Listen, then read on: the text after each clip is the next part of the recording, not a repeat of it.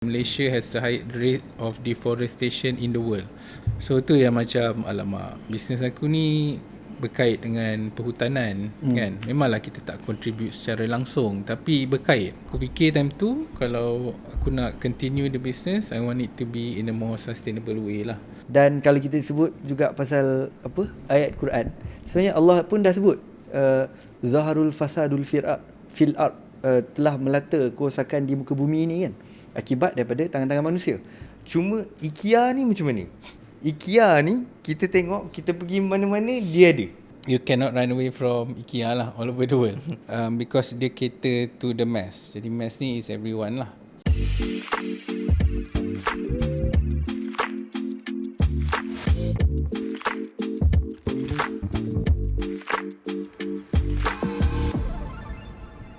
Okey, Assalamualaikum dan selamat kembali menonton Audiosia Jago Bumi di episod ke-14 bersama saya Lokman dan saya Rizal. Ya, dan hari ini kita ada sekali lagi bawakan tetamu khas daripada satu industri yang sebenarnya jarang-jarang kita dengar, iaitu industri perkayuan, dan boleh juga sebut perabotan. Ada ke word perabotan?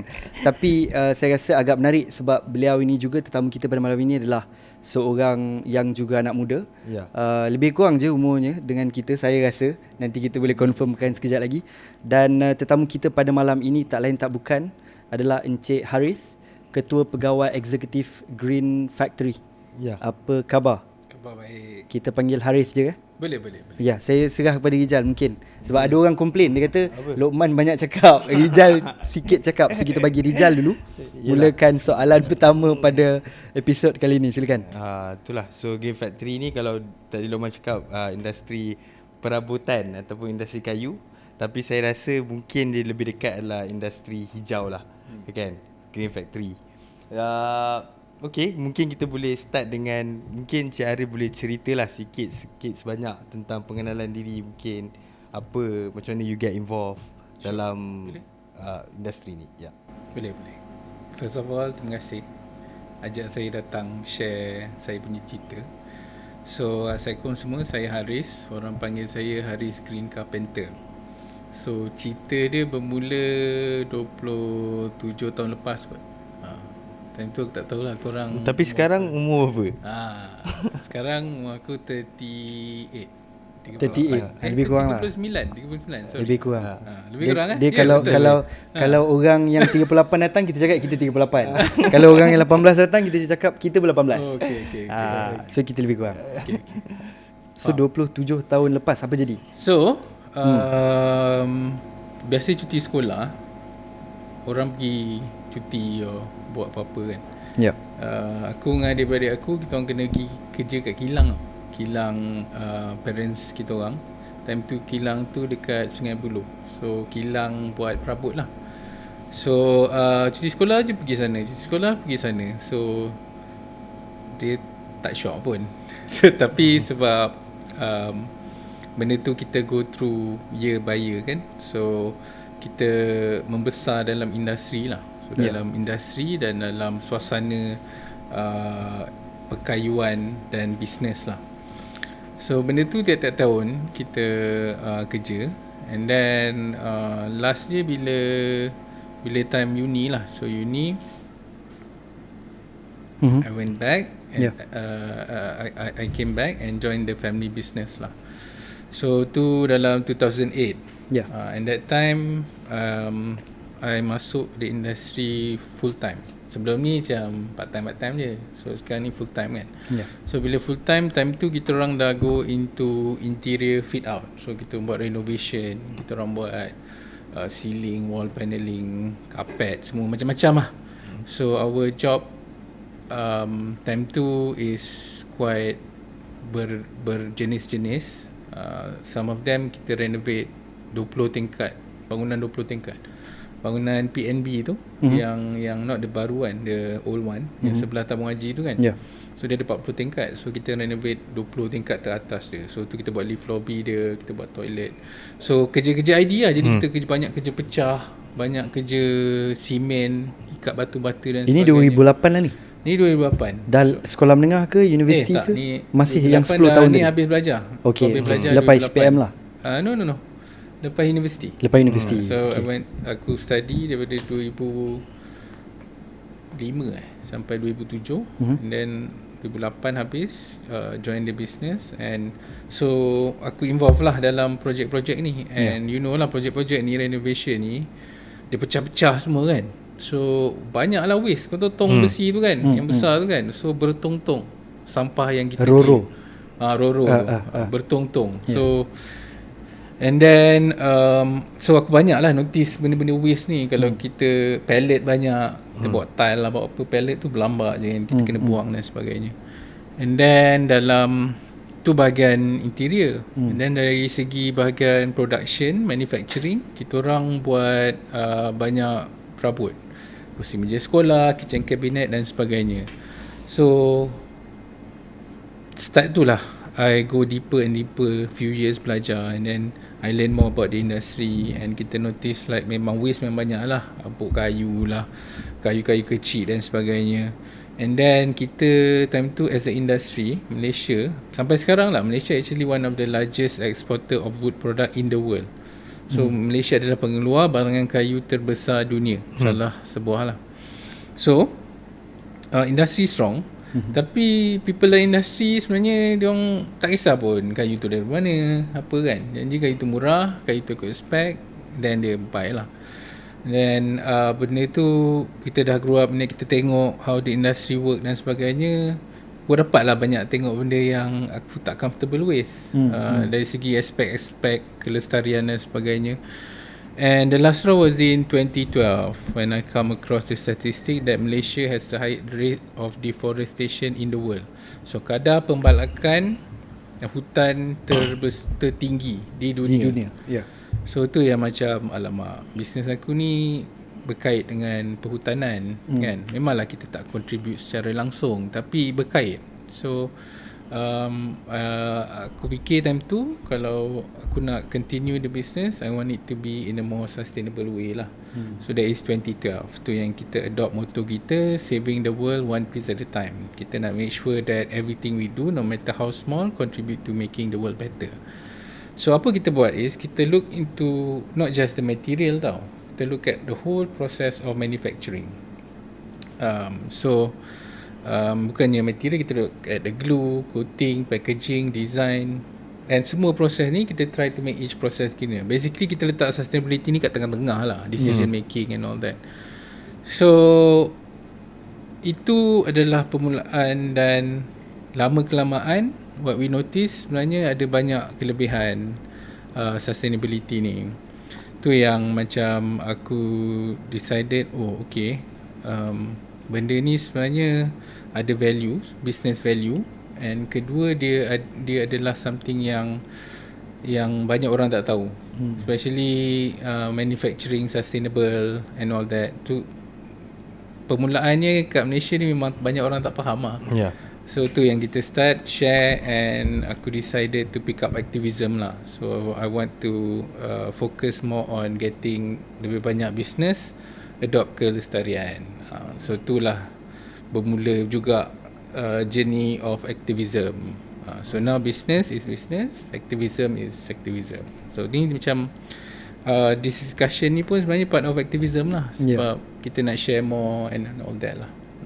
So that is lebih kurang fast forward now, nak cerita fast forward sikit, lebih kurang before kita continue. So fast forward now, kita dah in the sustainability space for more than 12 years. Kita dah send our products to more than 20 countries. Kita work with brands such as Coca-Cola, Rolls-Royce, Ferrari, Acer, and a lot of cool brands jugalah. And so itulah yang right now kita kiranya macam satu case study lah, yang how sustainable business can be profitable or can make an impact at the same time be profitable lah. Dan saya rasa mungkin ada satu perkara yang Harith mungkin terlepas pandang ataupun nak share lepas ni, adalah berkenaan dengan gelaran. Tadi saya rasa mungkin dimula tadi kot Harith ada sebut dikenali juga sebagai The Green Carpenter, ataupun terjemahan dalam bahasa Melayunya adalah tukang kayu hijau. Pertama, kenapa hijau? Kenapa tak the red carpenter? Kenapa tak mungkin the black, the yellow, kenapa the green? Itu soalan saya yang pertama. Kedua, adakah sebenarnya green carpenter ini adalah dia macam kalau dulu sebab Harith mula pada umur 10 tahun kan, 27 tahun lepas. Adakah Harith you terpengaruh dengan cerita-cerita superhero yang sebenarnya macam Spiderman sebab dia kena gigit dengan Spiderman. Apa lagi? So Batman kena gigit dengan kelawar jadi Batman kan. So Harith the Green Carpenter, you pernah kena empukkan kayu ke? Kenapa? Kenapa Green Carpenter? Okay, kena empuk kayu tu memang pernah. Tapi itu bukan cerita lain. Okay. Tapi like I think sebenarnya macam after a certain time, bila kita dah buat macam-macam, aku dah buat macam-macam tau. Macam bila aku tengok into sustainability ni, or green ni, time tu tak ada orang faham apa green furniture apa semua ni, aku pun tak tahu. Tapi aku rasa macam okay, research aku pun macam limited lah. Masa time tu kat Malaysia memang tak ada, and international pun macam tak adalah, resource tu tak banyak sangat. So aku pakai rainbow je. Test time tu kita banyak pakai pallet. So bagi aku time tu, kalau kita tak pakai kayu baru, as long as kita pakai recycle is good. Okay, sekarang ni lain sikit, tapi time tu lah. So aku ada banyak pallet. So kita buat, aku test pakai pallet lah. So kita buat furniture, kita buat apa. Time tu orang tak kisah sangat. Tapi time tu orang tak beli pun. Tapi time tu sebab ada apa yang membantu was the hipster cafe movement. So time tu kan kau nampak kedai-kedai hipster ni dia orang pakai kayu recycle, furniture lama. So that is when the business grow in that side. So lama kelamaan aku nak tengok takkanlah benda ni just material je. Tu yang aku start to look more into other things, the gum, coating and all that. So after a while, not just kayu je yang kita eksperimen, kita buat like concrete bricks lah, eco bricks, kita buat furniture for outdoor, macam-macam. So after a while macam, wish tak boleh ni, I need to focus lah. So tu yang I want to focus more on just carpentry and benda yang internal, benda yang kat dalam je. Indoor. And then that is when I start to see whether I want people to know me as what, as a green interior person ke, atau apa, takkan Harith green interior. So betul macam okay, I think benda tu semua ialah fluff. Apa yang penting is apa sebenarnya yang kita buat. So kita buat kerja kayu. So tu yang I just said, okay, I want to be known as the green carpenter lah. And then after a while, banyak orang panggil juga me that. So benda tu macam stick lah. So jadi now dia jadi a personal branding.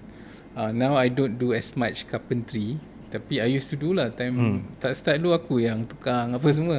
Sekarang ni dah ada orang buat apa semua. Tapi time start dulu memang aku je yang buat semua benda-benda tu. Tu yang menarik tu. So basically Harith, you grad pengurusan dekat Universiti Nottingham.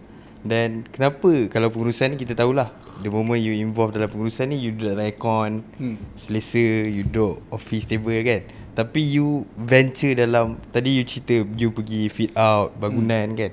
So benda tu menarik. Tapi kenapa you pergi ke arah yang lebih fizikal pada awalnya, dan bukannya you pilih untuk jalan yang lebih selesa lah. Kalau kita tanya anak muda sekarang, dia lebih minat dia adalah kepada kerja office, pakai kemeja, katai kan. Tapi kenapa you pilih untuk nampak susah? I think sebab satu, I tak boleh duduk diam. So I think I memang jenis tak boleh duduk diam. So kalau kat kelas pun memang I sangatlah student yang banyak gerak. So I early tu I memang faham that okay, I understand myself, kalau aku kerja office atau tak ni je, aku akan jadi tak betul. So that's why like benda tu, carpentry tu macam an outlet lah. Satu, I need to learn about the industry. So my parents hantar aku pergi kelas carpentry, view apa semua tu. And then after a while, I want to know more lah, sebab aku minat design. Before this, the business kita tak involve design pun. Kita involve like orang bagi design apa kita buat. So then tu yang aku macam okay, I want to be to focus on design, tapi aku bukan designer. So tu yang aku macam okay, tak apa, aku adakan skill aku dulu. So bila aku dah ada skill tu, then you start to experiment dengan design. Tu yang sekarang ni pun because minat terhadap design ni tinggi, aku buat kilang aku tu as a research and design factory tau. So kita produce hundreds of design and thousands of product every year. Jadi kita boleh innovate really fast tau. So itulah daripada awal tu. So dulu aku ada self conscious juga sebab yalah aku tak belajar design tapi pandai-pandai nak design apa semua kan. But after a while I get over it because aku tengok aku ni tak kerja design pun tapi aku tak ada design punya degree atau diploma ke, but people still come to me for design. So tu yang after a while okay, I dah accept that and tak adalah rasa rendah diri sangat. Sekarang dah okay lah, tapi dulu rasa ni. So itulah jadi minat. So then that is where daripada physical tu aku sebenarnya technical person. So technical person ni aku memang suka buat kerja pakai tangan. Dulu aku rajin buka komputer tau. Dulu komputer dulu yang ada banyak yang tower tu kan. So aku akan buka RAM sebab kita orang ada bisnes jadi banyak komputer lama. So ni and then like aku memang rajin buat benda-benda tu. So itulah yang aku menyebabkan aku go into that. Peti ais dengan radio pernah buka? Radio dah, peti ais belum. Peti ais belum. Washing machine dah. Washing machine time adopt. Dan rumah aku rosak tu aku repair. Itu semua kebanyakan orang yang cuba venture adalah pengalaman buka benda-benda macam tu kan. Kita tengok apa ada kat rumah.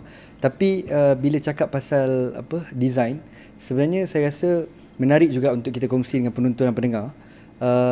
Kita ada kerjasama walaupun tak rasmi dengan Green Factory pada bulan 8 tempoh hari, yang mana kami di Belia Perhatian kita adakan satu anugerah ASEAN Youth Icon on Sustainability Award. Kita buat sempena Youth Sustainability Forum, dan sebenarnya award ataupun anugerah itu, trofi itu kita buat design tapi di improvise ataupun di Melayu dia ditambah baiklah oleh Harith dan juga tim Green Factory. Cuma kalau kita nak cerita pasal Harith dan buat design, mungkin apa sebenarnya benda ataupun produk pertama yang you buat dan you tak tahulah, mungkin you jual ataupun you pamerkan dan you tunjuk kat orang tanpa segan dan malu? I think banyak je benda yang aku eksperimen time aku start tu. Tapi time tu agak limited sebab satu material. Time tu kita pakai material chipboard. Kau tahu tak chipboard tu apa? Chipboard tu yang habuk kayu. Okay. Macam habuk kayu tu. Dia macam bukan kayu lah, dia habuk kayu. IKEA macam IKEA apa semua tu kan. And then aku buat benda pakai tu sebab kitchen cabinet pun semua pakai tu. So time tu aku tak understand sangat green material, tapi aku cuba design lah. So aku buat based on apa yang aku pakai. So one of the things aku ada buat satu rak towel untuk time tu untuk parents aku, my parents aku, so aku buat rak towel. And then untuk kerja time tu aku buat kerja duduk, tapi kerja kat office lah. Aku bukannya all the time bertukang, aku kena buat juga kerja-kerja office semua ni. So time tu banyak duduk. And then time tu ada trend office meja tinggi standing desk. So aku design standing desk tu.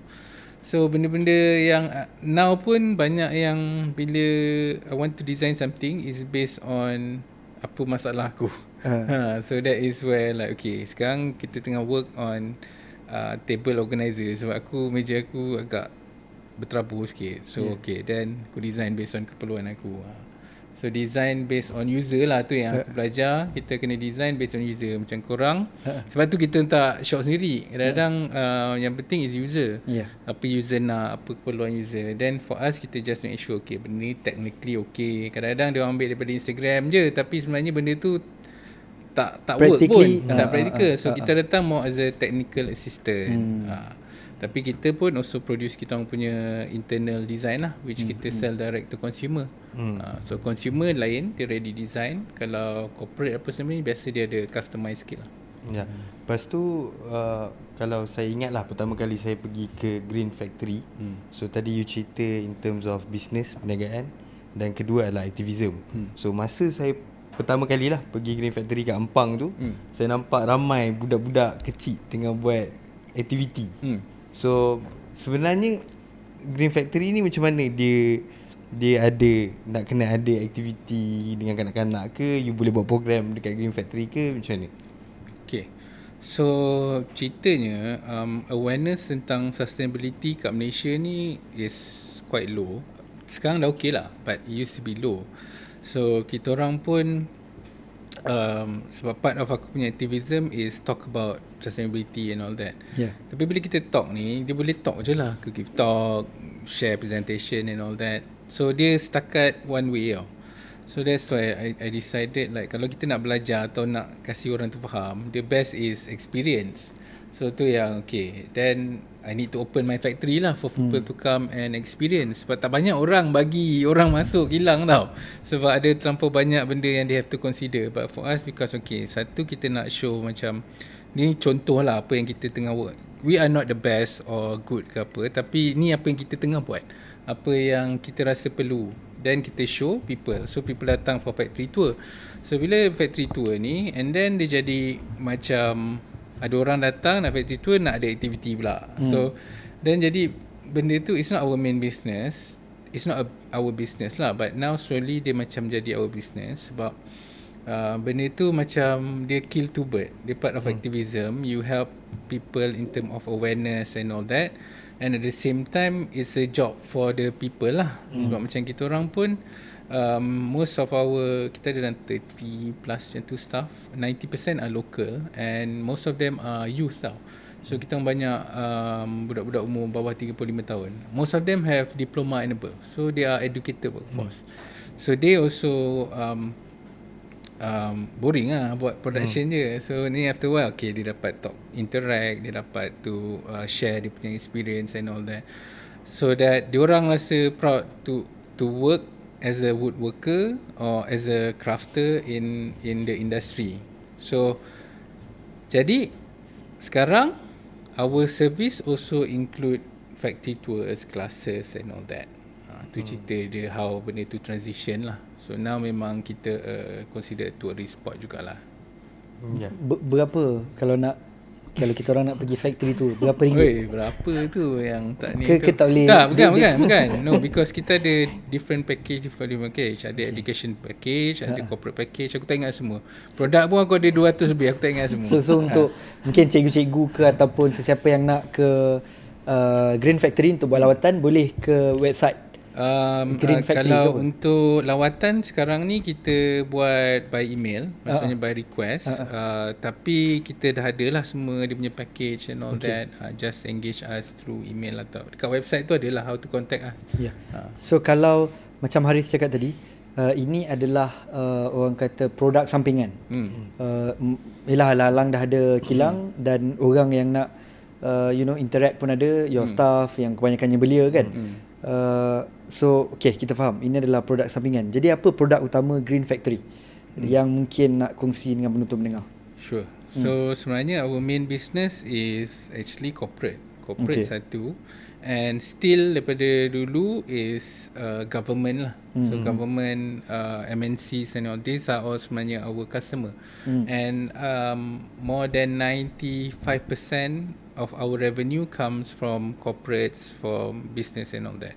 Less than 5% is from general public. So our B2C sebenarnya it's a small business. Cuma kenapa kita masuk our B2C ni, sebab kita nak buat green product ni accessible to the mass. Selalu cakap green product ni susah lah nak cari apa semua kan, local lah tak ada. Tu yang macam I feel like okay, this is my responsibility to make green product accessible to the mass, not just accessible but also affordable. Tu yang kita buat the B2C consumer punya bahagian lah.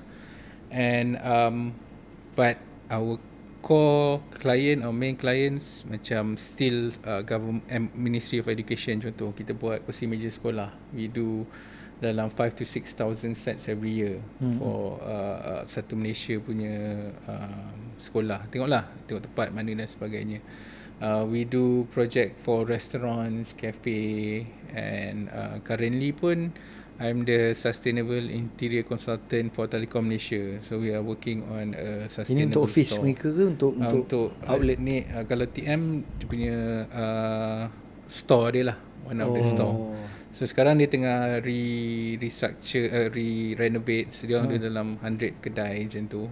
So dia nak upgrade semua. So dia dah start a few. Now dia nak buat a sustainable store punya. So I help them with the consultancy lah. So that is macam aku cakap our core business. Banyak projek lepas ni boleh minta sponsorship daripada Green Factory misal.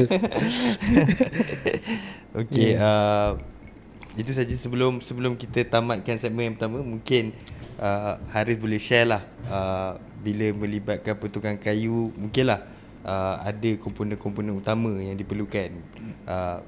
Kalau saya boleh petik, kalau mungkinlah betul ke tak tahu, tapi macam CNC mungkin, milling machine mungkin kan yang digunakan.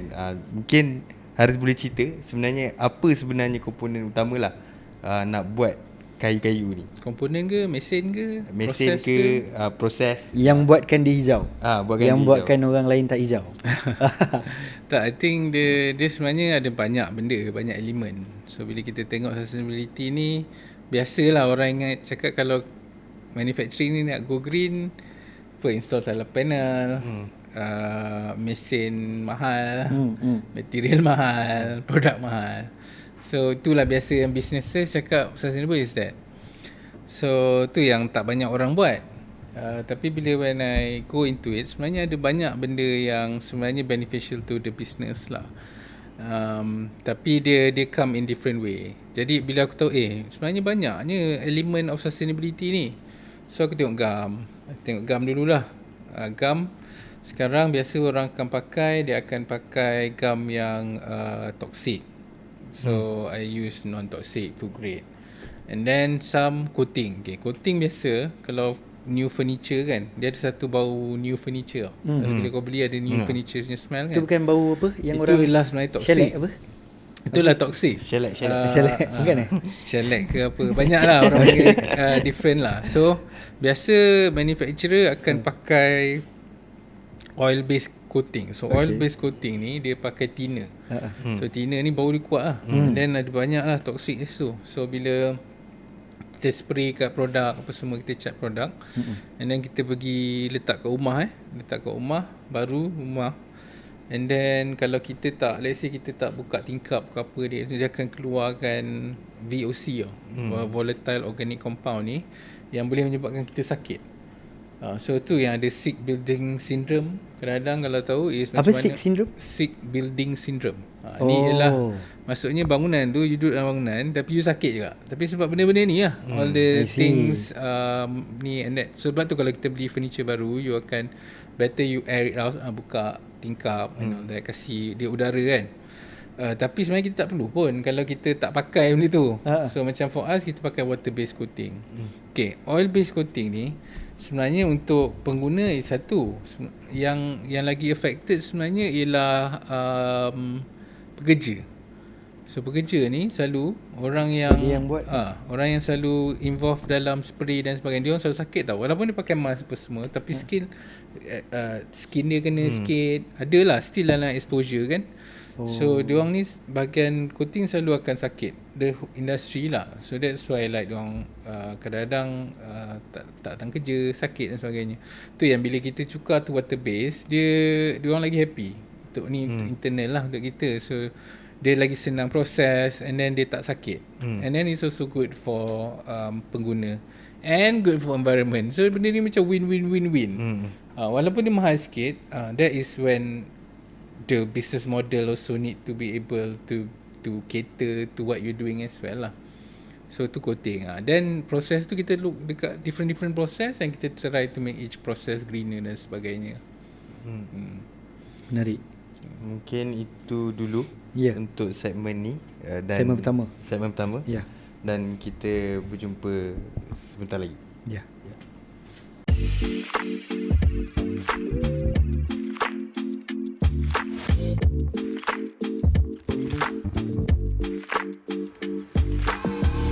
Okey, bertemu lagi kita dalam episod ke-14 Audiosia Jaga Bumi. Bersama kita pada malam ini adalah Ketua Pegawai Eksekutif Green Factory, Encik Harith, ataupun dikenali sebagai The Green Carpenter.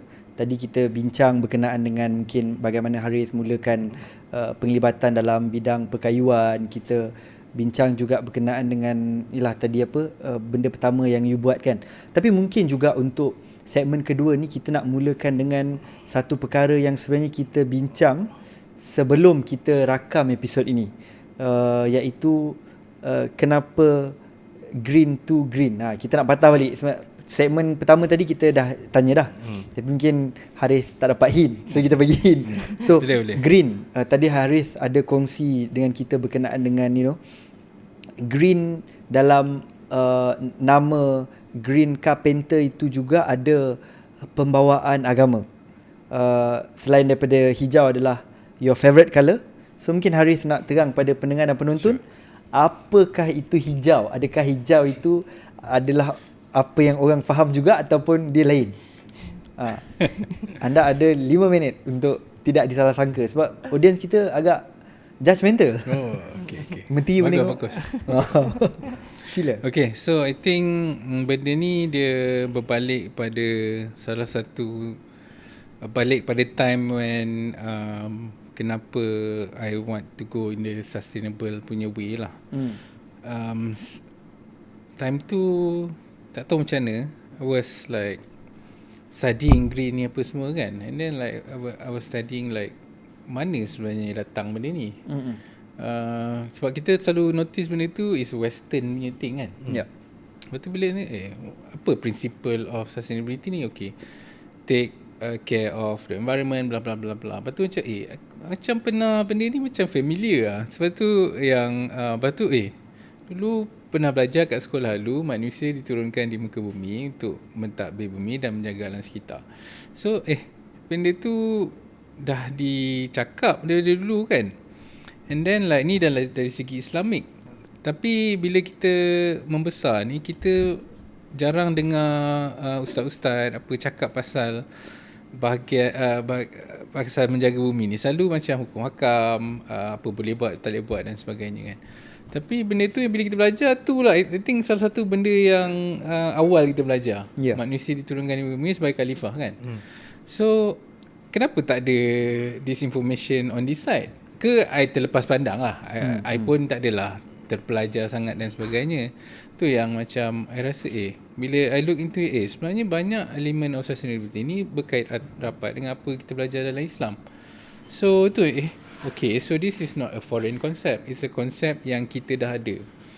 And then so that's why I makin study Islam and sustainability, macam banyak prinsipal dia yang sama. Tu yang macam okay, so this is direction I should take since I believe in Islam. The Islam kan.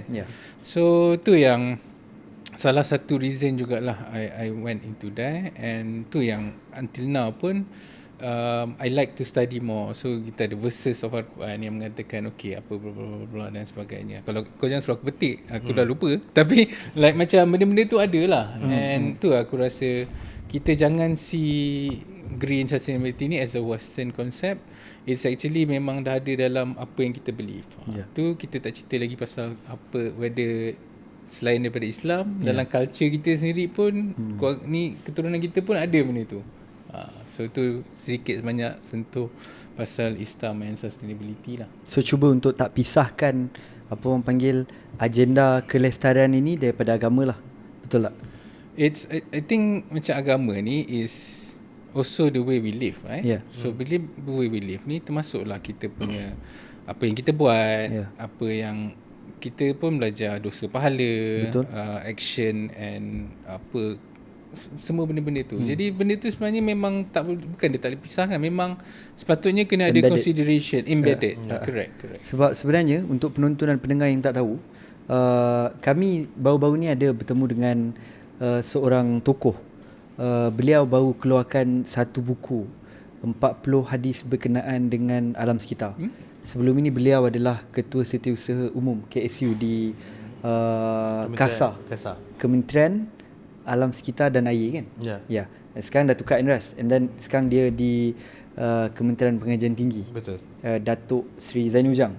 Dan saya rasa sebenarnya betul ada beberapa aspek yang orang kata memang sangat dekat. Sebab kalau kita tengok sebagai orang Islam, kita diwajibkan semayang 5 kali sehari. Nak semayang kena ambil uduk kita ambil guna air. Ada sebenarnya satu hadis yang saya masih ingat dalam buku tu, Rasulullah sampaikan melalui hadis tu, kalaupun kita ambil uduk di sungai, kita tak boleh membazir walaupun sungai itu adalah sungai yang mengalir. Dan kalau kita sebut juga pasal ayat Quran, sebenarnya Allah pun dah sebut zaharul fasadul fil ard, telah melata kerosakan di muka bumi ini kan, akibat daripada tangan-tangan manusia. So saya rasa mungkin agak menarik kerana ini adalah buat pertama kalinya tetamu kita yang for obvious reason bukan ustaz tapi cuba untuk kaitkan agenda kelestarian ini dengan agama kita lah. Maksudnya itu bukanlah satu perkara yang asing, satu perkara yang macam Harith sebut tadi terlalu kebaratan. Sebab agama kita pun sebenarnya mengajak kepada berbuat baik kepada alam sekitar, menggunakan resources ataupun sumber alami itu dengan berhemah. Ya. Dan betul apa yang Cik Harith cakap tu, saya setuju. Di mana sebenarnya sustainability ni memang ke arah kebaratan lah. Tapi kalau yang tadi mungkin Lokman cerita dari segi agama, tapi di Malaysia sendiri kita pun dah apply sustainability ni sebelum daripada sustainability yang sekarang ni kita pakai. Kalau cerita nasi lemak kita bungkus dengan daun pandan kan. Kalau dulu bukan daun pandan, masak daun pisang. Pisang. Daun pandan tu dalam nasi lemak je. Daun pisang. Daun pisang, suat khabar dan lain-lain lah. Banyaklah elemen-elemen kelestarian yang Malaysia sendiri telah mainkan dulu-dulu sebelum sustainability datang. Aku ada cerita sikit. Aku cerita cerita. Aku touch sikit lah sebab aku dah cakap benda tu kan. Aku belajar pasal sustainability ni sebenarnya daripada nenek aku. Okay. Okay. So kita orang rumah lama tu, depan tu ada taman tau. So ada taman yang nenek aku jaga. So nenek aku punya adik lah sebenarnya. Dia macam, tapi samalah dia nenek aku lah. Okay. So dia akan jagalah pokok, dia tanam-tanam dan sebagainya. So daripada aku kecil, aku tengok selalu kan ada macam-macam jenis pastu. Ada cawan pecah, ada blender yang bekas blender yang dah lama, macam-macam tin Milo lah, apa semua kan. So macam aku tak faham, tapi like aku dah dibesarkan, aku nampak lah benda tu. And then bila aku go into sustainability ni, reuse. And then okay, benda ni memang aku learn daripada kecil. And then like bila nak air, nak simar air ni, adalah yang spray getah tu. Tapi like kita orang pun ada juga macam macam tempayan yang rainwater harvest kan, air hujan. So dia akan hujan lah. Tak ada and then pakai air tu. Jadi benda tu rainwater harvest. And then like kita tengok orang lama pun macam tu, daun pisang dia masak, dia bawa bekas kan, dia bawa bekal. So tak adalah waste, plastic waste dan sebagainya. Rumah kita didesign macam mana tinggi, jadi rumah kita sejuk dan sebagainya. So benda-benda ni kita tak panggil sustainability. Tapi benda tu dah embed dah beratus tahun pun dalam kita punya culture. Tapi bila orang luar cakap sustainability is a concept ni, padahal like dah ada benda tu, kita tak panggil dia sustainability. Kita panggil cara kita. Cara kita.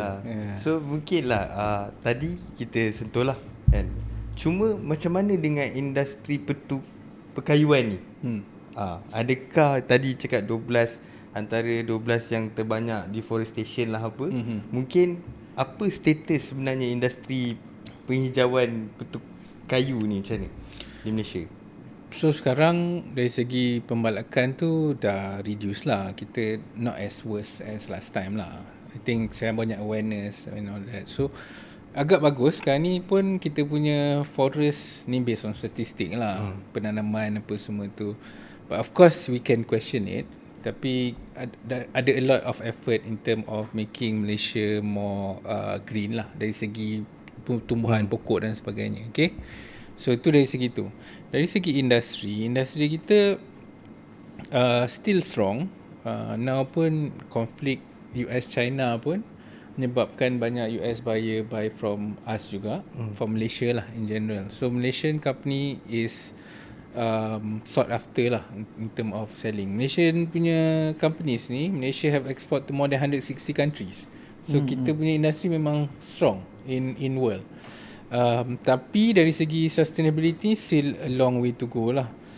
We have initiative from government, contoh macam plantation or penanaman semula dan sebagainya. Tapi banyak lagi benda yang we can do lah dari segi industry wise. Tapi cuma banyak limitation kadang-kadang bukan dari segi government, dari segi industri.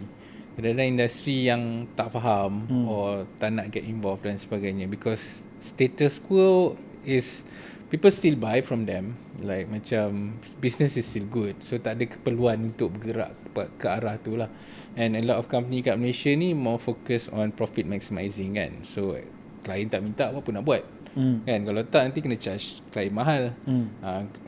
And that is the problem of the industry juga, sebab our businesses are designed to be mass production ataupun OEM. Jadi barang tu akan barang more for barang murah banyak and all that.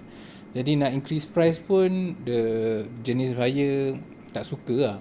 Jadi they are catering to that. So that's why for us, when we want to go into that, we kena look into siapa yang akan bayar for this kind of service. So who are we going to serve? So then we know, okay, ada certain group of people yang harga mahal sikit okay, tapi they still nak sustainable locally sourced. Then we cater to them. So we don't cater to everyone. We cater specific because the business needs to work for it to generate enough income and also do our impact.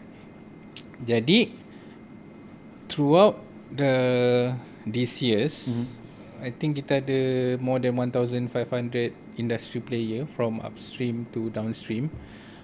Still not a lot of company are in the sustainability space. This is due to various reasons lah. But slowly now I'm seeing more and more company started to look into it. Ini dalam industri perkayuan saja. Correct. Okay. So saya sebenarnya agak tertarik bila Harith tadi sebut berkenaan dengan balak dah berkurang kat Malaysia. Tapi kalau kita tengok memang itu pun naratif ataupun orang kata perbincangan ataupun pandangan yang cuba diutarakan lah daripada side kita Malaysia. Ada badan seperti Malaysia Timber Council yang cakap kita dah ada pelbagai apa orang panggil cert ataupun sijil bagaimana untuk kita buat pembalakan yang lestari. In fact episod sebelum ini pun kita sempat bertemu ramah dengan wakil daripada Malaysia Forest Fund. Mereka pun share lah sikit tentang sijil-sijil yang melibatkan pembalakan sebagainya ini. Tapi kalau kita lihat mereka-mereka yang mungkin lebih pro kepada barat ada tendensi untuk mengatakan bahawa jangan beli kayu Malaysia, boykot kayu Malaysia. Sebagai seorang yang terlibat dalam industri ni, orang Malaysia terlibat dalam industri perkayuan, apa respon Harith? So ni bukannya dari segi hutan je lah.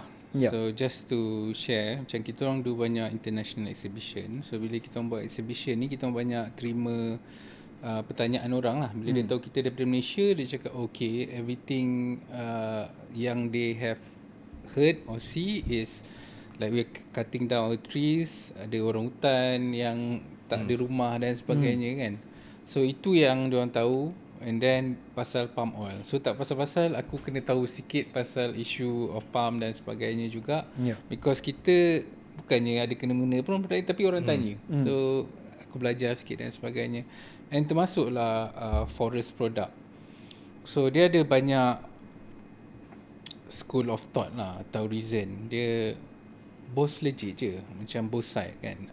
Ada certain cakap yang ni adalah protectionist agenda. Maksudnya sebab barang daripada Asia ni cheaper daripada Europe, so dia orang tak boleh compete in the price, so dia letaklah barriers to entry. So ni kalau kita belajar economics kan, barriers to entry. So jadi certification apa semua akan incur cost to the company, and then so harga akan tinggi sikit, so dia orang boleh compete lah.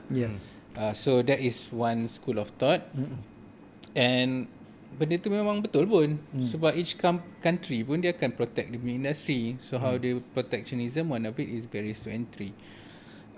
However, what I'm seeing this issue is in term of what is good overall. So of course dia menyusahkan kita sebagai pemain industri lah. Sebagai pemain industri.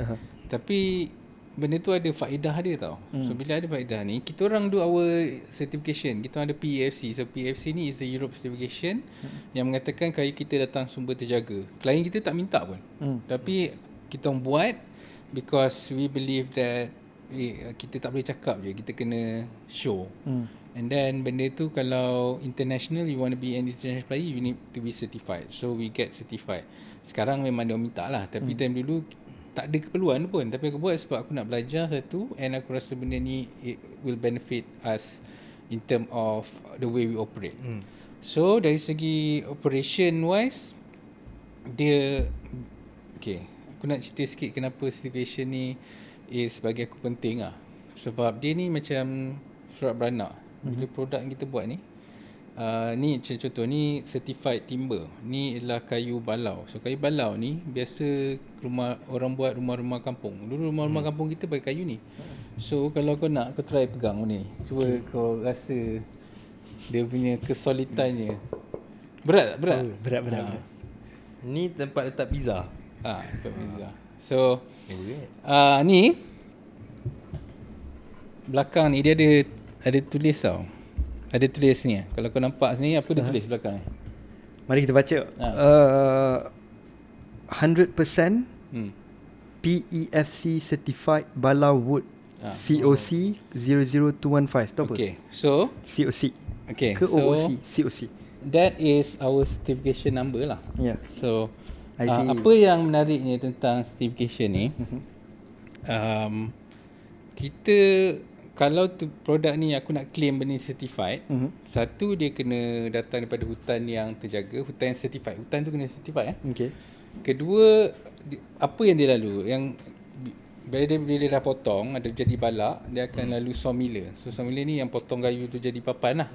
So sawmiller ni, kita orang tak buat kerja-kerja sawmiller tu. Kita orang bila dah jadi papan baru kita buat. Jadi sawmiller ni pun kena certified.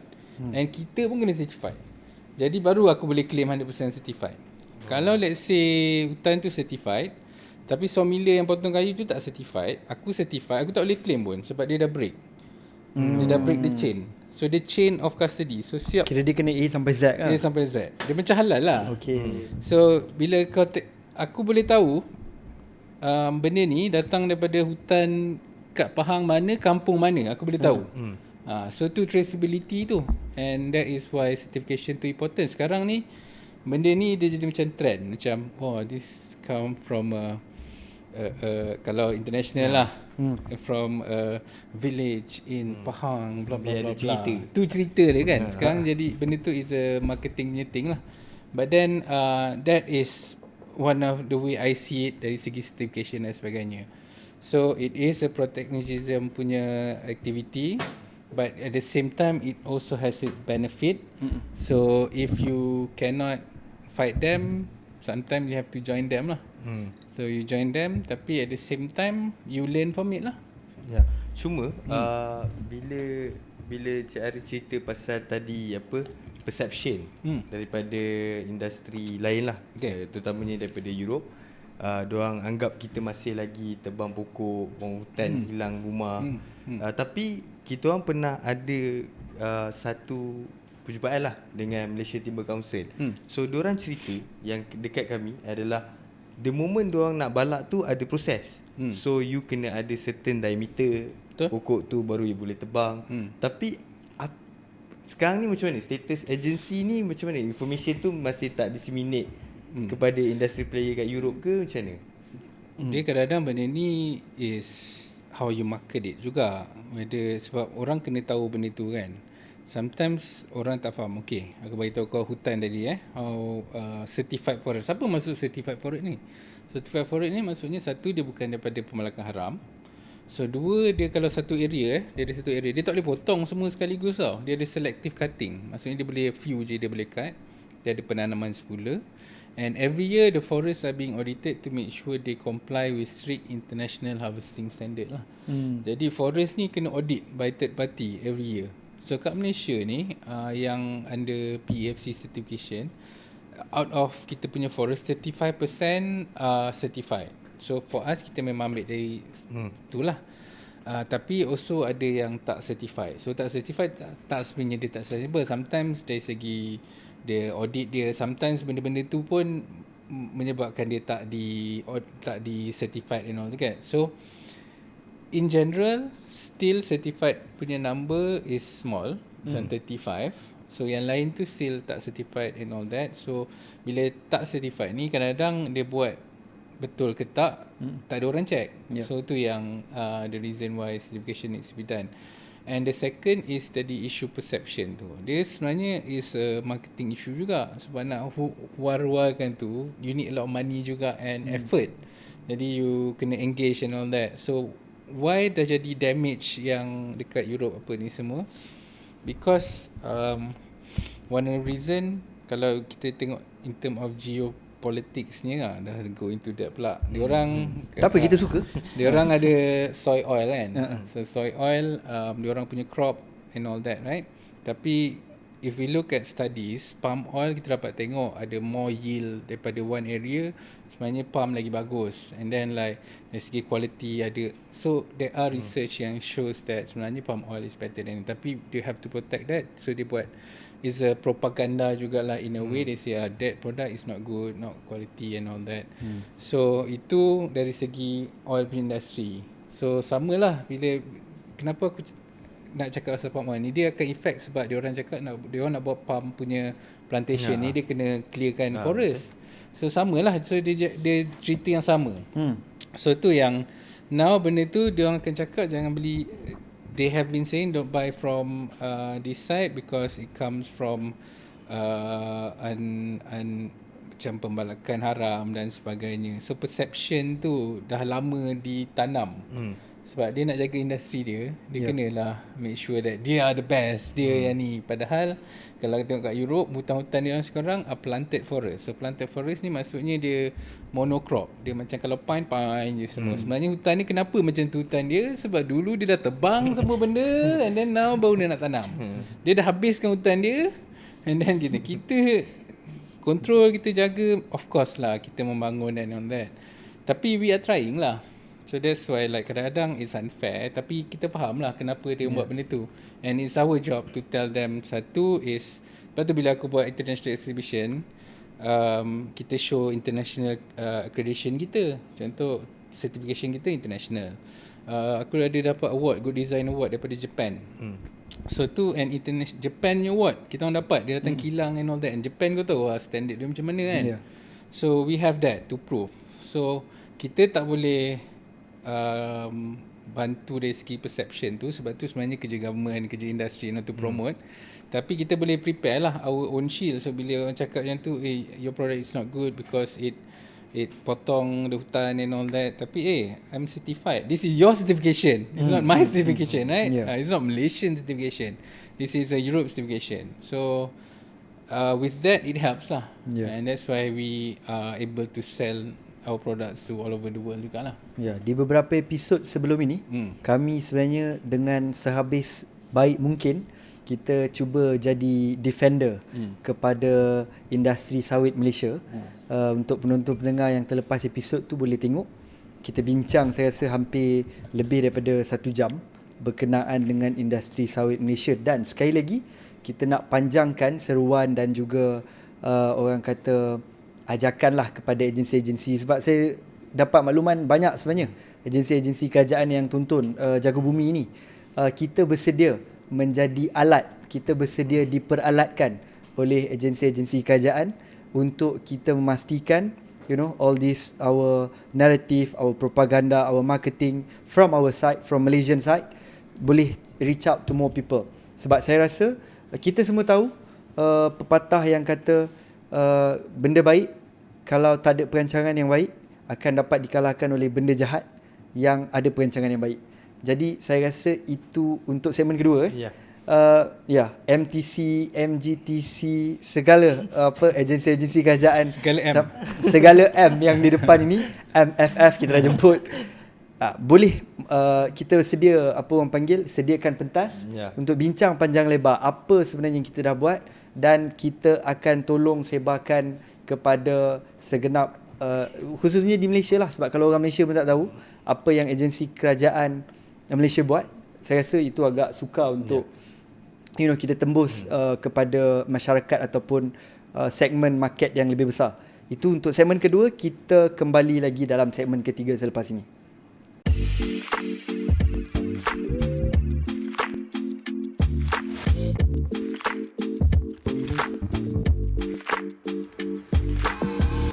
Kembali kita dalam segmen yang terakhir, episod ke-14, Jago Bumi.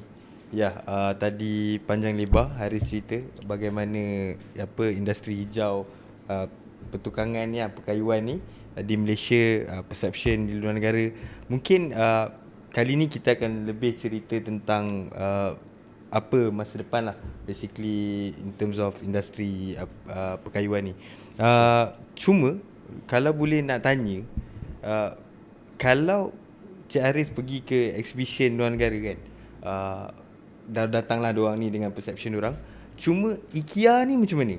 IKEA ni kita tengok, kita pergi mana-mana dia ada, dan memang produk base dia adalah kayu. Tapi tak ada pula kita dengar yang sebenarnya IKEA ni dia pakai kayu haram ke apa ke. So sebenarnya apa cerita IKEA ni? So IKEA besar okay. So kita tak boleh pukul rata. Okay. Tapi like for me pun, sebab kadang-kadang people cakap, are you competing with IKEA ke something like that kan. Sebenarnya kita tak pun, sebab different market kan. Tapi what we notice is when people buy our furniture, dia akan add decor-decor semua dari IKEA. So barang IKEA looks nice dengan our product lah, so dia complement Sebab kita bukan ada semua benda pun. So dia macam kita buat meja kan, meja kita buat solid nice, dia orang letak barang IKEA punya tu kan. So in a way you cannot run away from IKEA lah all over the world. Okay. Because they cater to the mass. Jadi mass ni is everyone lah. So but what is everyone's punya concern? Everyone punya concern first is always cost. This is where kalau you go into mass market, dia punya criteria is harga murah. Okay. But that is the segment lah. And that is a lot of the people in that segment. So bila murah ni is how can you reduce cost? So reduce cost ni dia ada macam-macam lah. Reduce labor, reduce material, reduce apa-apa, always about reduce, right? So sustainability ni dia menambah. Okay. Bila dia menambah ni, dia akan affect dari segi price lah. Apa-apa yang biasa kalau boleh dia nak kurangkan proses tu daripada 5, dia nak mungkin nak 4 atau 3 proses tu. Now they have to tambah 1 atau 2. So dia dah tambah balik. So dia against the principle of pushing the price down. So then bila you dah tengok benda tu, okay, so that is the segment. If you want to cater segment, that is the criteria. It used to be like that lah. Tapi now because the world dah change a bit, people are more educated tu satu, dia more aware. Sebab the world kita dah boleh access through phone kan. So sekarang everyone kat kampung mana pun, ceruk-ceruk pun ada internet. Boleh tengok YouTube, boleh ada Instagram, TikTok semua. Jadi apa yang jadi sekarang ni, dulu trend kat Malaysia ni dia akan lambat sikit tau. Dia macam kalau design ke apa ni, dia akan maybe I don't know 5 tahun, 3 tahun ke belakang. Macam contoh Australia, dia orang dah buat benda-benda ni, few years after that baru Malaysia datang kat Malaysia and all that. Tapi sekarang benda tu dia jadi instantaneous tau. Benda tu berlaku je dekat satu negara, terus tu kita dapat terus kita boleh engage and terus kita boleh adopt. So now a lot of the younger generation, kita tak payah cakap pasal sustainability, kita tak perlu buy in daripada diorang pun. Sebenarnya diorang dah lagi nak benda tu dari kita. Tapi soalan dia sekarang bukannya nak, dulu kita nak people want to buy. Now is different. Now is issue of satu accessibility. Boleh tak, mana boleh dapat? I nak a green pen ke apa kan, mana, where can I buy? Kalau boleh beli, ada access lah. Kalau tak boleh, tak tahu mana nak beli pun, then you ada masalah accessibility. And then dua is affordability lah. Selalu green product ni memang mahal lah, orang cakap mahal. Tapi sebenarnya tak semestinya. So macam kita orang pun, that's why kita orang have been working on, kita orang ada premium product juga. Macam contoh yang ni is part of our premium punya item lah. Ini dalam 200 lebih kot, one piece. Tapi ni kayu dia, material certified and all that. Dia memang cater to a specific market yang want this kind of thing. Tapi kita also ada produk yang accessible to the mass. What we are trying to do right now, kita nak produce lebih banyak barang yang bawah RM50, bawah RM30, so that people boleh beli. So cara dia tak sebenarnya, tapi macam mana kita boleh buat benda tu? Sebab kita buat sustainability in a way that ada prinsipal yang kita ambil and then kita pakai, benda tu benefit, harga boleh turun pula. Asal harga boleh turun pula, patutnya lagi mahal pula kan, tapi boleh buat. Sebab adalah certain things we do yang, so the idea is kita kena start to think in a way that kita jangan rasa benda tu set in stone. Macam saya cakap, oh aku nak buat sustainability ni mahal apa semua. So bila you dah ada that perception, then you tak terbuka hati you untuk tengok benda-benda lain. So sebab tu sekarang I do a lot of consultancy. I work dengan companies tau, and how companies adopt sustainability and all that. Selalu I ajar macam, jangan nak over ambitious and I want to do everything, next year aku nak fully green. Tak boleh pun. Dia akan nampak ridiculous, mahal, terus you tak boleh ni. You kena make it as a journey lah. So journey, you start sikit, lama-lama it becomes better and better. So that is how I would approach in term of company moving towards sustainability. And your question tadi is berkaitan apa? IKEA. Oh, IKEA, sorry. So IKEA ni betul. So IKEA ni so now demand tadi trend. Tadi you buat cerita, tadi cerita nak buat kayu ni, you kena ada set. Okay. So IKEA punya cerita pula ialah dia from Europe. So daripada Europe, dia memang ada pressure that. So dia orang memang ada sustainability principle and all that. Of course dia akan work in term of as minimal cost as possible juga, sebab that is the business model. Tapi dia adalah direction toward that and adalah activity. Of course they cannot do it for all, tapi dia ada that tu. Sebab tu lah kadang-kadang kita nak kutuk sangat pun sebenarnya dia are doing something juga. Tapi kalau kita nak kutuk boleh je, kenapa tak do more? So is where kita stand atau apa sebenarnya yang kita view the world. So for me, I see them as diorang memang bagi service to a lot of people to access to designer item or good product. And sekarang they are slowly looking into sustainability. Of course, sometimes people say it's greenwashing and all that, but at least they're doing something.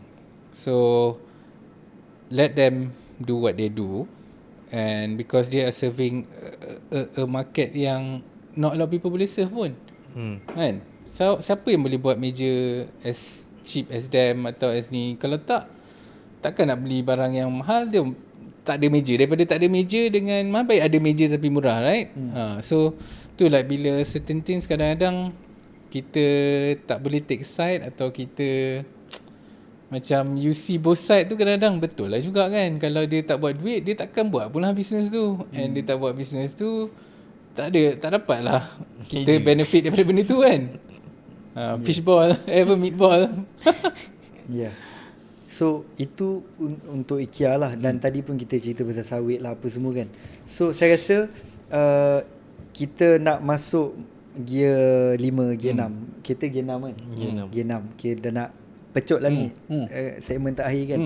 So kita dah cerita pasal apa halangan, apa cabaran. Tapi sebenarnya Malaysia ni, kalau kita nak lihat ke depan, moving forward plan, kita ni daripada segi apa orang panggil facility, daripada segi pemain industri sendiri, kita cukup ke? Ataupun kita mampu apa orang panggil kawal, kita mampu ambil ke demand supply tu? Maksudnya kita demand banyak sekarang, banyak. So kita ada tak supply ataupun apa Melayu dia pengeluaran supply lah, maksudnya supply and demand tu demand banyak, supply tinggi tak? Satu. Kedua, apa sebenarnya mungkinlah tadi apa orang panggil, kita cerita banyak benda, so penonton dan pendengar cuba untuk faham sebenarnya apa goals ataupun apa sasaran kita malam ni. Apa sebenarnya message yang kita nak bagi tahu kepada penonton pendengar ni. Belilah daripada Green Factory contoh. Itu mungkin salah satu daripada message yang mereka kena faham. So soalan tu, message kedua. Soalan pertama tadi? Soalan pertama tadi, supply cukup ke dengan demand yang semakin banyak sekarang? Kami kalau boleh hari-hari nak beli dekat Green Factory, tapi Green Factory cukup tak? So I think soalan pertama dulu lah, cukup ke tak ni industri kayu ni ada dua camp lah. Satu cakap cukup, satu cakap tak cukup.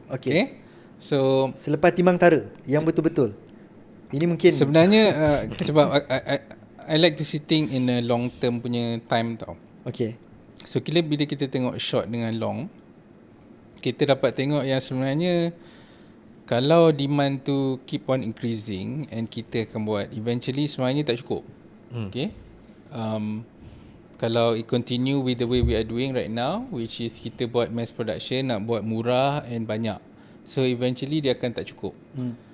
Tapi apa yang menyebabkan boleh cukup, dia kena ada few things. Satu, dari segi industri move to a higher value item. So item yang maybe tak perlu buat as banyak and tapi boleh fokus on quality, sustainability and all that.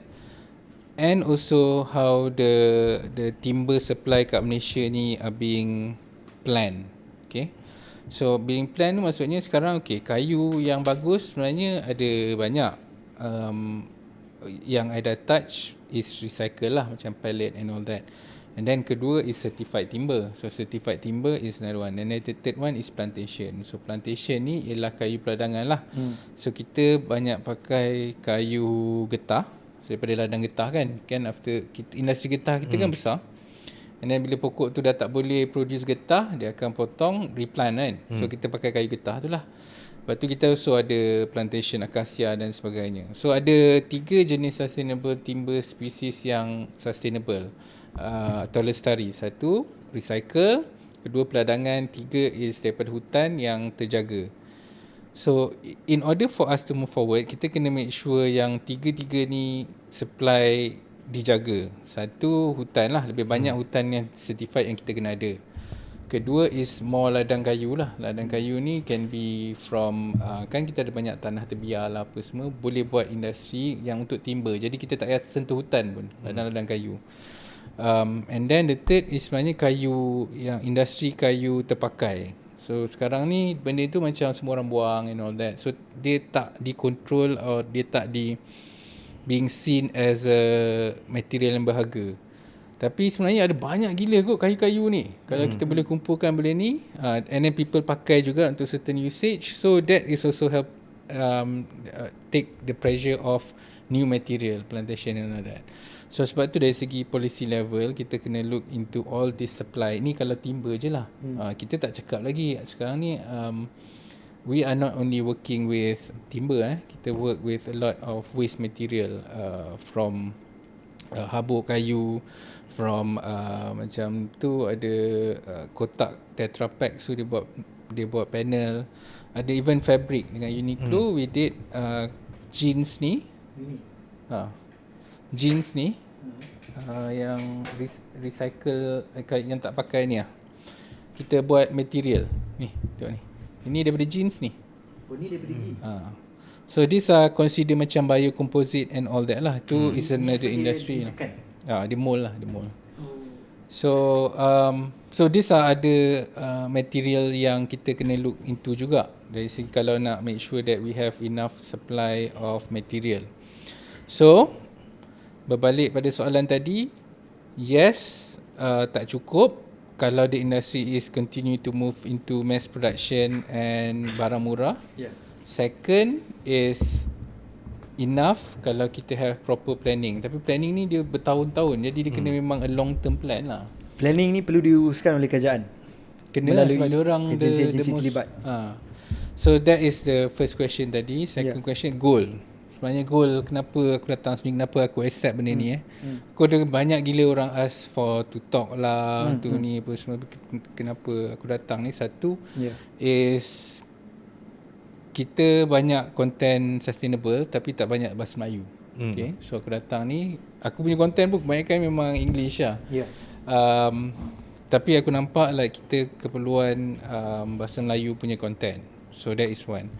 And then second is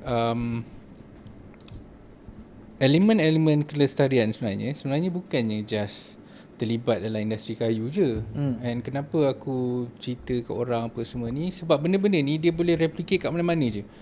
Sebab tu like kilang aku buat bukannya untuk orang industri je, untuk apa-apa pun. Sebab you boleh learn benda tu, implement sama. Contoh kita do light harvesting. So light harvesting ni instead of kita pakai lampu, kita pakai natural lighting. So kalau tengok kat galeri aku tu ada banyak cermin, is for the light harvest lah. Jadi during the day tak pakai pun lampu. So you save electricity. Benda tu bukannya kilang kayu je, apa-apa kilang pun boleh buat. So macam rainwater harvest and benda-benda elemen yang sebenarnya boleh dipraktikkan di mana-mana.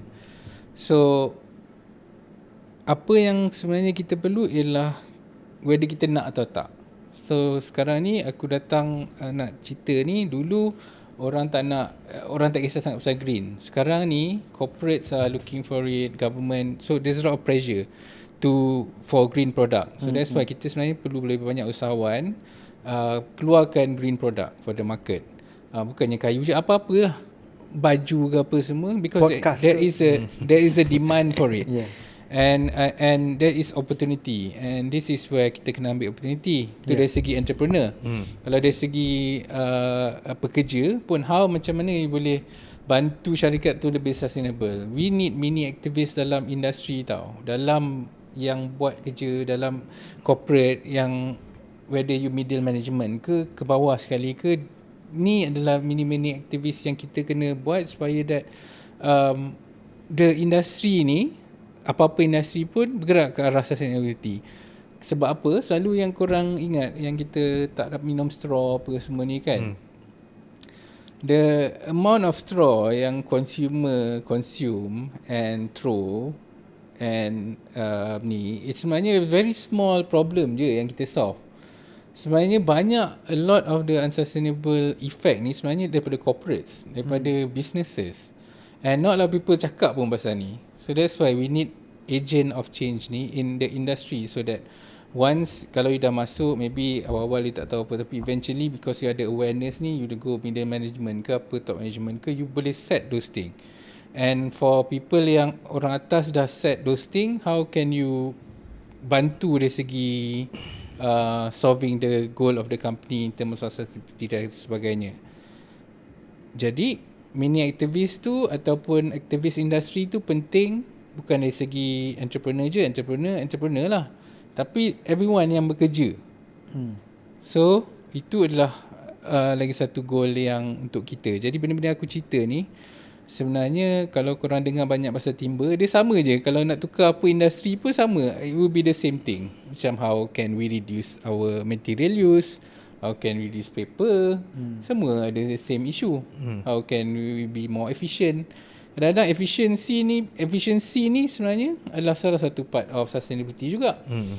Jadi orang cakap sustainability ni trend, tapi sebenarnya tak, sebab sustainability ni dia merangkumi banyak benda. Efficiency ni daripada dulu sentiasa orang nak reduce cost, and that reduce in cost or reduce in material efficiency semua ni adalah sustainable, sebab you boleh produce same input dengan same output dengan less input. So that is good.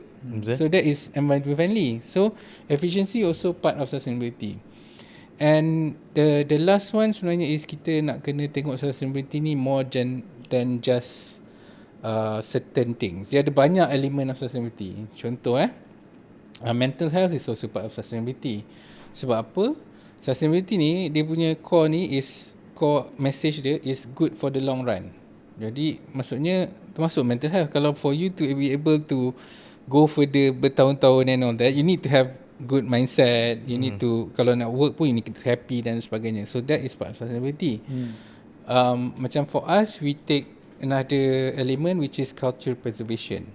Cultural preservation. Okay, so maksudnya culture. So macam aku Melayu, Pemeliharaan budaya ke? So aku Melayu, tapi kat sekolah aku tak belajar sangat pasal our culture dan sebagainya. So bila aku balik, bila aku dah industri for a while, and then aku pergi museum, dan aku tengok banyaknya benda-benda cantik yang daripada baju lama lah, dia punya equipment dan sebagainya. Tapi aku tak pernah nampak benda ni dekat luar. Selalu dalam setting museum je lah. Tu yang aku rasa macam kalau I don't learn, lepas tu my anak pun mesti dia tak learn juga. So eventually benda tu orang takkan tahu pun lah. Jadi dia erode kan bagi. So tu yang aku I need to make culture as one of the things that I infuse in what I do. So kita ada produk, a lot of it macam aku ada banyak brand under Green Factory ni. One of it is dapur lah. So dapur ni is ni brand dia. It's a kitchenware. It used to be a kitchenware sebab dapur, tapi kita dah evolve into homeware dengan gift lah. And a lot of the collection bawah tu kita akan pakai, satu nama Melayu, dua is elemen-elemen Melayu. So kita ambil elemen dari segi macam-macam lah. Ada yang kita ambil daripada contoh boat, perahu. Orang Melayu ni dulu dia we are mode of transportation, seafarers lah. So, travel all over the world. Ada industri boat sendiri yang gah time tu kan. So tapi makin lama, because younger generation tak nak take that skill, and then the industry makin shrink. Sekarang memang almost our boat punya industri tu almost tak ada. Sangatlah kesian. Jadi kita ambil elemen perahu tu, and kita jadikan dia punya handle shape dan sebagainya. So itu salah satu benda yang quite popular juga. And then kita ambil few macam tu lah. So jadi dengan kita buat produk kita ni, cerita dia ada cerita dia. And cerita dia, design is one thing, sustainability is one thing, tapi culture part element as well. Jadi bukan saja untuk budak-budak younger generation, untuk juga orang overseas yang nak belajar pasal our culture.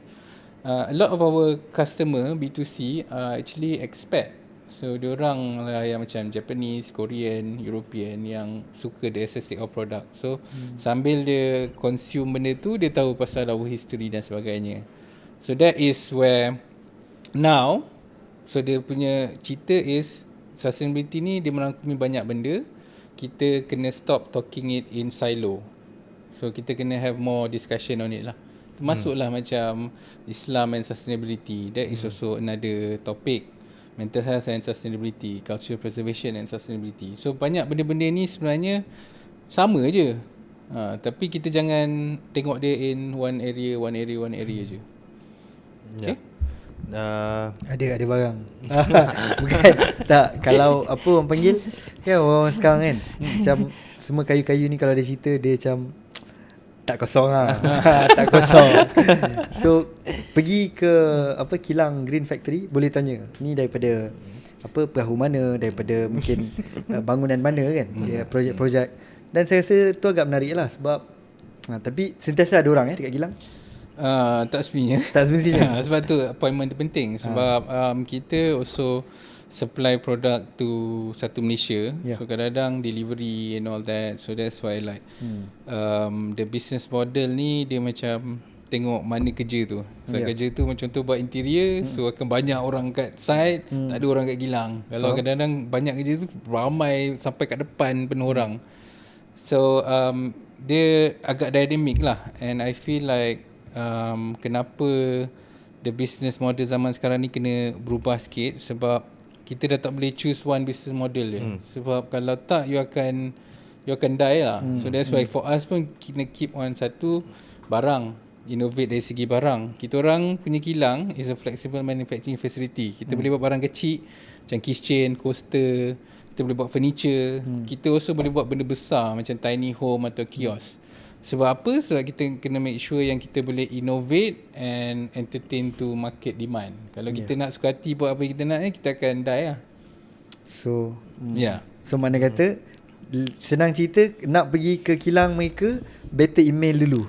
So boleh tahu lebih banyak cerita-cerita daripada Green Factory. Cerita belakang tabir, depan tabir dan macam-macam lagi Rizal.